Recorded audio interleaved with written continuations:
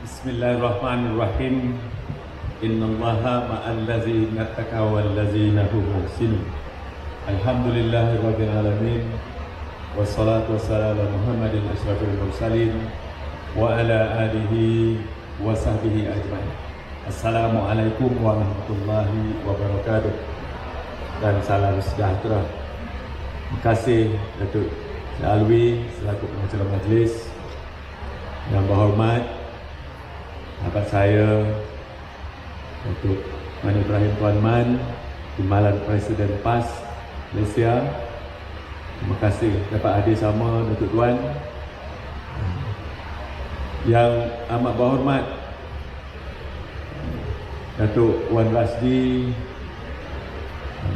selaku pengerusi Barisan Nasional dan Menteri Besar Pahang. Yang berhormat Datuk Seri Muhammad Najib Tun Abdul Razak, Perdana Menteri yang ke-6, Ahli Parlimen Pekan dan juga pengerusi Barisan Nasional Pekan dan pimpinannya. Yang berhormat Tan Sri Anwar Musa, Setiausaha Agung Barisan Nasional. Yang berhormat Datuk Ahmad Maslan, Datuk Seri Ahmad Maslan, Setiausaha Agung UMNO. Yang berbahagia Datuk Dr. Ashraf Wajdi, Ketua Pergerakan Pemuda. Yang berbahagia Saudara Hairul Nizam, Ketua Pergerakan Pemuda PAS. Seterusnya kepimpinan PAS Pusat dan Kawasan serta kepimpinan UMNO Pusat dan Kawasan, Datuk-datuk, tuan-tuan dan puan-puan yang saya hormati sekalian. Syukur Alhamdulillah pada malam ni kita dapat sama-sama dalam satu majlis ceramah Muafakat Nasional yang diadakan semula selepas lebih kurang 4 bulan lebih ataupun 5 bulan kita terhenti program Muafakat Nasional kita. Malam ni kiranya pertamalah ya, selepas kita terpaksa berkurung di rumah untuk kita bersama-sama untuk kita mencegah penularan penyakit COVID-19, wabak yang melanda bukan sahaja negara kita tetapi seluruh dunia. Alhamdulillah, negara kita merupakan negara yang terbaik yang telah dapat mencegah penularan wabak penyakit coronavirus ini, dan kebelakangan ini kita dapati penularan itu telah dapat dikurangkan begitu ketara sekarang. Walau bagaimanapun kita mesti akur dan kita mesti patuh kepada peraturan-peraturan yang dikeluarkan oleh Kementerian Kesihatan untuk kita menjaga kesihatan tersendiri supaya kita dapat menjauhkan diri daripada dijangkiti oleh wabak penyakit coronavirus ini.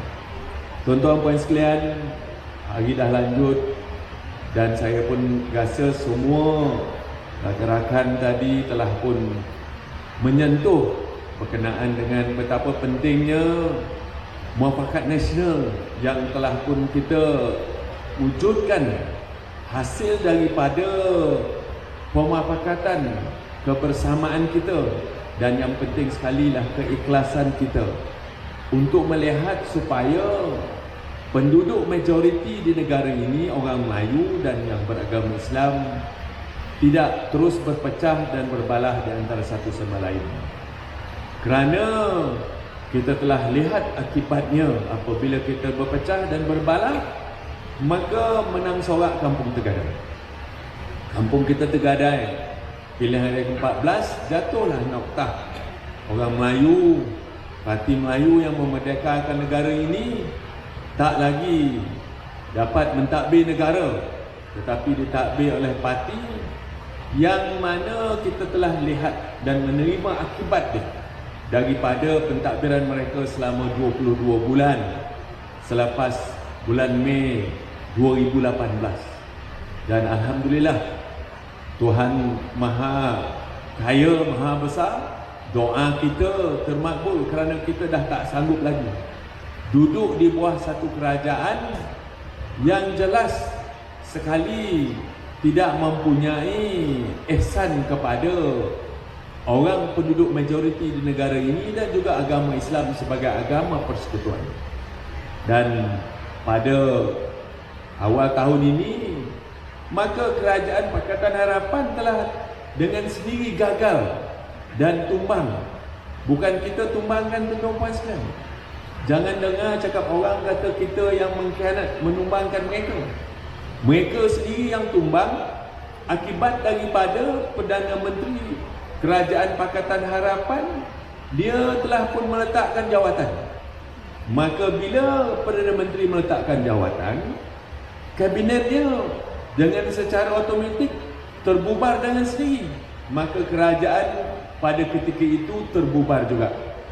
Dan sebagai sebuah negara yang mengamalkan demokrasi berparlimen, terpulanglah kepada pihak mana yang mempunyai keupayaan untuk mengumpulkan ahli parlimen cukup majoriti untuk menubuhkan kerajaan baru, kerana kerajaan lama telah pun terbubar. Alhamdulillah, seperti kata Yang Berhormat Datuk Tuan Ibrahim tadi dan rakan-rakan, maka terwujudnya persamaan yang mana muafakat nasional yang bermula di atas asas penyatuan ummah pada awal tahun lepas telah pun dapat kita perkasakan. Dan dengan jelas sekali bahawa bila kita bermuafakat, tuan-tuan puan sekalian, kita akan menjadi kuat. Itu sebabnya orang tua-tua kata dalam bidalan orang tua-tua di Negeri Sembilan, muafakat punca selamat, sengketa punca celaka. Jadi bila kita bermuafakat bersama-sama, kita akan menjadi kuat dan selamat kita, Datuk Tuan. Tetapi apabila kita bersengketa, maka akhirnya celakalah yang akan menunggu kita. Dan maka itulah yang terjadi selama 22 bulan. Negara kita ditadbir dengan begitu rakus sehingga menyebabkan kita orang Melayu Bumi Putra di negara ini yang menjadi penduduk majoriti 70% merasa amat tidak selesa duduk dan tinggal di tanah air sendiri. Orang Islam merasa mereka terhina kerana agama kita sentiasa saja diperkotak-katikkan dengan kenyataan-kenyataan dan tindakan-tindakan provokasi yang dibuat oleh pihak pemerintah pada ketika itu. Jelas sekali bahawa kita seolah-olah berdagang di tanah air sendiri. Tetapi Alhamdulillah, selepas Kerajaan Perikatan Nasional PN ini ditubuhkan di atas asas muafakat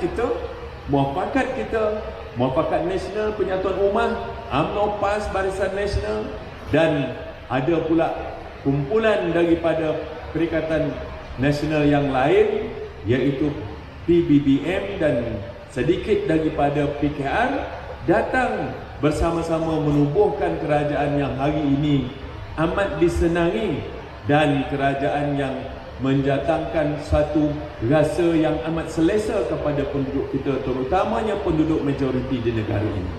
Itulah tuan-tuan tema kita, tema pilihan raya kecil di Chini ini, muafakat demi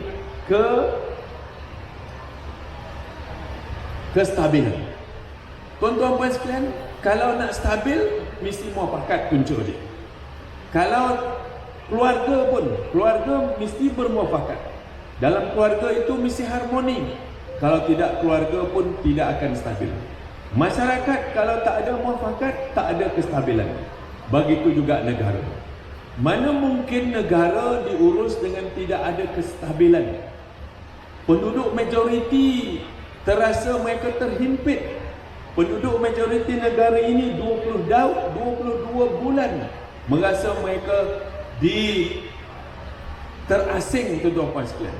Maka tidak ada kestabilan, dan bila tidak ada kestabilan di dalam sebuah negara, maka ekonominya akan terus menggudung.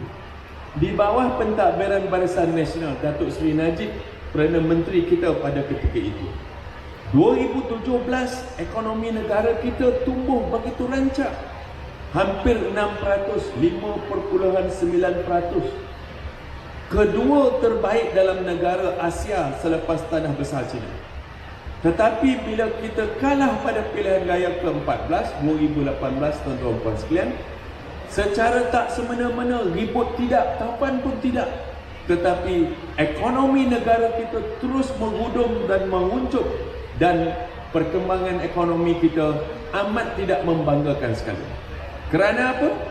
Kerana saya katakan tadi, kestabilan itu tidak wujud dan orang merasa sangsi. Para pengusaha-pengusaha tuan-tuan sekalian tidak mempunyai keyakinan, dan Kerajaan Pakatan Harapan pada ketika itu bolehlah saya katakan menghadapi krisis keyakinan. Kerana apa? Kerana tak sudah-sudah, pak kata rakan-rakan saya tadi, daripada sebelum pilihan raya ke-14 mereka berbincang siapa yang akan menjadi Perdana Menteri, sehinggalah sampai kalah, dan sehingga sekarang masih tidak dapat menentukan siapa yang nak mereka jadikan Perdana Menteri. Siapa tuan-tuan puan sekalian nak melabur? Kalau kita pun mempunyai kewangan, tidak akan melabur di negara yang sentiasa saja kita sangsi tentang kestabilan politik di negara tersebut. Itu sebabnya selain daripada bergaduh dengan negara-negara lain, memusuh dengan negara-negara lain, membuat kenyataan yang menyakitkan hati, dasar luar negara yang tak menentu, dan kestabilan dalam negara tidak ada, maka itu merupakan satu resepi yang menyebabkan ekonomi negara kita jatuh menghudung. Pendapatan orang jatuh, pendapatan para petani dipotong, penoreh getah tak ada lagi bantuan, bantuan nelayan dipotong, kebajikan, bantuan kebajikan masyarakat banyak yang telah pun dipotong. Tuan-tuan puan sekalian, hutang negara bertambah. 62 tahun Barisan Nasional Mentadbir Negara, hutang resmi negara cuma 686 bilion. 62 tahun. Tetapi dia mentadbir negara selama 22 bulan, dia telah menambah hutang baru sebanyak hampir 140 bilion. 140 bilion hutang baru dalam masa 22 bulan mentadbir. Tuan-tuan puan sekalian, tak cukup buat hutang baru, ambil pula duit tunai daripada Petronas Datuk Seri Najib kan? 100 lebih bilion dia ambil. Mula-mula ambil 90 bilion, tak cukup, ambil lagi. Sehingga sekarang Petronas tersadai tuan-puan sekalian, tidak mempunyai cash yang cukup demi menghadapi pula harga minyak ataupun petroleum yang menghudum jatuh. Tak cukup ambil duit Petronas, jual pula harta-harta negara. Tabung haji dilelong, aset-aset tabung haji dilelong, ladang-ladang tabung haji dijual begitu murah-murah, aset ataupun harta daripada khazanah dijual, macam-macam tuan-puan sekalian. Memang Allah Ta'ala nak menyelamatkan negara kita. Kalau dia terus mentadbir sehingga tahun 2023, saya tak tahu apalah akan terjadi. Kita tak tahu, tak dapat bayangkan apa yang akan jadi kepada negara kita jika kerajaan itu terus mentadbir negara kita. Alhamdulillah, agaknya kita punya masjid penuh, surau kita penuh tuan-puan sekalian dalam negara ini. Doa kita sentiasa saja berdoa Allah Ta'ala, doa kita termakbul, maka tersungkur kerajaan tersebut selama cuma dapat mentadbir negara 22 tahun. Itu pun kemusnahannya amat besar terhadap kestabilan negara dan ekonomi negara kita. Jadi inilah yang saya dan rakan-rakan, saya bersama-sama dengan Datuk Tuan Ibrahim, pengurusi bersama Muafakat Nasional Datuk Tuan kan.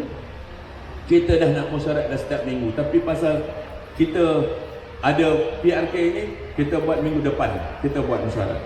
Hari Ahad ni Datuk Tuan tak dapat datang dengan.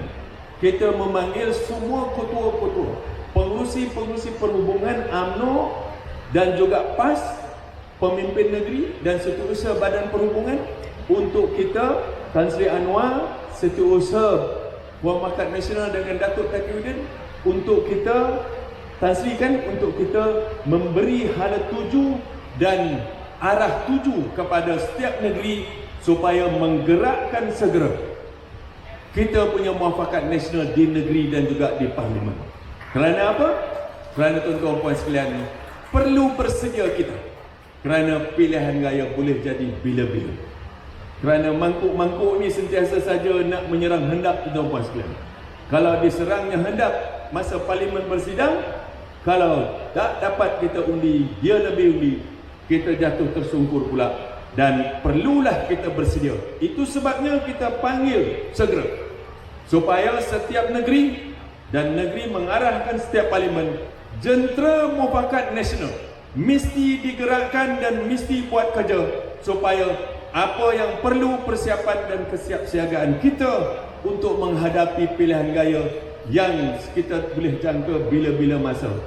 Kalau boleh janganlah, sebab banyak lagi kita nak buat. Pun perlu juga kita fikirkan bila nak pilihan gaya. Tetapi kita tak tahu, kerana keadaan di luar sana tidak sangat menentu tuan-tuan sekalian. Jadi insya-Allah kita akan bersiap sedia. Tuan-tuan dan puan sekalian, mari kita sama-sama. Bersama kita dah jelas dah. Bak kata Datuk Tuan Ibrahim tadi, mula-mula dulu kita masih segan-segan silu. Tetapi bermula daripada pilihan raya kecil Parlimen Cameron Highland, kita telah pun dapat menyatukan arah tuju kita dan kita tidak memandang ke belakang lagi. Tak payahlah fikir pasal cakap-cakap kemudian ataupun cakap-cakap dulu. Tak payahlah kita pandang. Kita pandang ke depan lah tuan-puan sekalian. Jangan kita asyik pandang belakang. Kita buat macam kereta. Cermin pandang ke depan besar, cermin pandang ke belakang kecil saja. Kalau cermin pandang belakang lebih besar pada pandang depan, aksiden kita. Kita pandang depan. Ke mana nak kita bawa mufakat nasional ini? Sekarang kita dah ada pula rakan baru. Ke mana nak kita bawa? Yang pentingnya ialah supaya jangan kita menang sorak kampung tergadai. Kampung mesti kita jaga. Adat kita berkampung, kampung kita jaga. Adat kita bernegara, negara kita pertahankan. Itu sumpah kita untuk agama, bangsa dan tanah air kita tuan-tuan dan puan-puan sekalian. InsyaAllah. Jadi tak payahlah saya cakap panjang-panjang. Tuan-tuan dan puan sekalian, saya nak suruh undi pun tuan-tuan memang akan mengundi. Kalau tak undi tuan-tuan dan puan sekalian, tuan-tuan jawablah dalam akhirat nanti. Ya? Pada 4 bulan itu tuan-tuan puan sekalian, sama-sama. Yang pentingnya Dewan Undangan Negeri Chini ini banyak pengundi yang duduk di luar, yang dikategorikan sebagai pengundi luar. Kalau ada anak-anak buah, anak adik beradik ke, minta dia orang balik. Kerana kita nak pastikan bahawa keputusan undi kita pada pilihan raya kecil ini sebagai suatu, orang kata, angka yang boleh kita jadikan sebagai petunjuk asas untuk kita bersedia menghadapi pilihan raya umum ke-15 yang kita tak tahu bila. Jadi kita perlukan ini. Ini sebagai referendum orang di sini menyambut pula rakan-rakan di Kimanis, rakan-rakan di Cameron Highland, rakan-rakan di Semenyih, rakan-rakan di Gantau, rakan-rakan juga di Tanjung Piai dan Kimanis. Sekarang tuan-tuan sambutlah, kerana saya yakin insya-Allah pilihan raya kecil di sini ini besar kemungkinannya pilihan raya terakhir sebelum kita menghadapi pilihan raya umum yang ke-15 yang kita jangka bila-bila masa boleh ada. Jadi ini sebagai suatu angka yang boleh dijadikan sebagai petunjuk aras kepada kita. Tuan-tuan bekerja kepada seluruh tenaga kerja, Yang Berhormat Menteri Besar selaku pengarah pilihan raya, Yang Berhormat Datuk Seri Najib Tuan Rumah selaku pengarah operasi, dan tuan-tuan sama-sama membantu. Terima kasih banyak-banyak. Ustaz Fadil Noor punya, rakan-rakan, Datuk Tuan, saya lihat komitmen daripada rakan-rakan dari PAS memang amat membanggakan. Terima kasih banyak-banyak Datuk Tuan. Ya? Terima kasih banyak-banyak. Dan terima kasihlah ada yang datang ke Gantau. Saya tak dapat ucap terima kasih dulu. Saya menang di Gantau kerana tuan-tuan membantu saya juga. Dan pengakhir cerita tuan-tuan sekalian, marilah kita sama terus berdoa. Ya, kita bekerja kuat tetapi jangan lupa berdoa. Ya, kerana kita kerja kuat, kita pengakhirkan dengan doanya nanti supaya kita sama-sama mengecapi kemenangan yang selesa untuk calon kita saudara Syarim yang akan kita buang undi pada 4 bulan nanti. Terima kasih Datuk Tuan Ibrahim, ya, bersama-sama kepimpinan semua. Terima kasih Datuk MB, Datuk Najib sebagai tuan rumah. terutamanya tuan-tuan dan puan sekalian. Kalau ada terkasar bahasa, minta maaf tuan-tuan dan puan sekalian. Kita pastikan supaya yang penting ialah muafakat kita akan terus kokoh, muafakat yang diasaskan di atas keikhlasan kita untuk melihat anak bangsa di masa depan nanti akan terjamin masa depannya, akan terus kita bagikan satu hamparan yang baik untuk mereka hidup di tanah air mereka sendiri dan bangga di atas apa yang kita lakukan pada hari ini. Sekian saya sudahi dengan wabillahi taufik. Assalamualaikum warahmatullahi wabarakatuh. Terima kasih.